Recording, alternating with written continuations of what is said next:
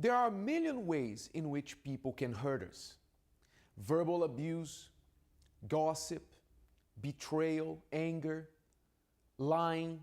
The list is just too long. Maybe the person you love cheated on you, or a co-worker bad-mouthed you to the boss.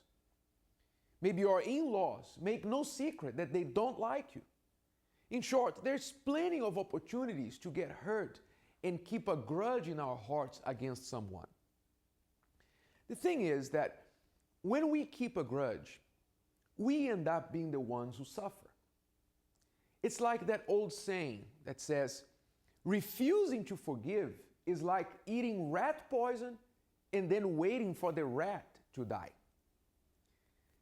Even medical studies now suggest that people who take a forgiving attitude toward others not only make better friends, neighbors, and co-workers, but are themselves happier, healthier people who live longer than others and are more successful in life. Doctors nowadays have begun to associate grudges with illnesses like depression, stress, insomnia, high blood pressure, and many other illnesses. So, forgiveness is good for the person forgiven, but it's even better for the person who forgives. King Solomon put it this way in his book of Proverbs in the Bible. He said, "Smart people know how to hold their tongue.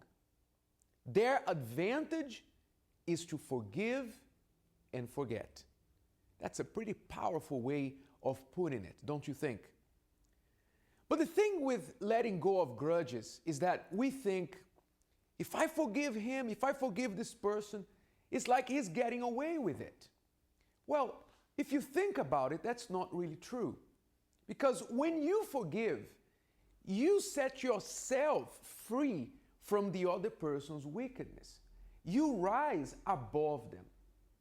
I can tell you that because I was a prisoner of grudges and unforgiveness myself at one point in my life. And let me tell you what I did to be able to forgive. The first thing I had to do was I decided to forgive. You know, forgiveness is a decision you make. It's not a feeling. If you can't forgive, probably it's because you've been reliving the feelings that hurt you over and over again. Forgiveness is something you do, not something you feel. So that first step to decide to forgive is very, very important. The second thing I did that worked for me was I started praying for that person. My pastor at the time said that when we don't feel like forgiving someone, we must pray for the person. So what I did was I put my feelings to the side and started praying for that person, asking God to have mercy on her, to forgive her, give her a good life, etc. I must confess that my prayer at the beginning wasn't very sincere because I didn't really feel like that person having good things in life. But to my surprise, God began to change my heart towards that person. You may find this strange, but it works. You should try it. The last thing I did was I realized that it wasn't worth it. So I moved on.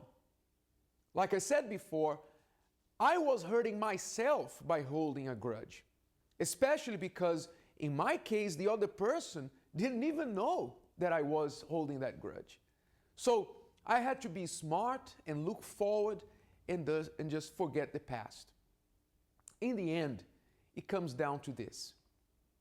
When we hurt someone, we like to have their forgiveness, don't we?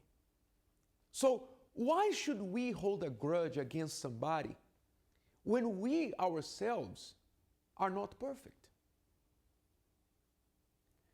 My final word to you today is this. If you have any trace of resentment, unforgiveness, or bitterness in your heart against someone, do yourself a big favor. Decide to forgive. Start working at it. Maybe doing what I did will work for you too. But I'm sure that you will feel much happier, freer, and healthier in every way. Until next week, God bless you.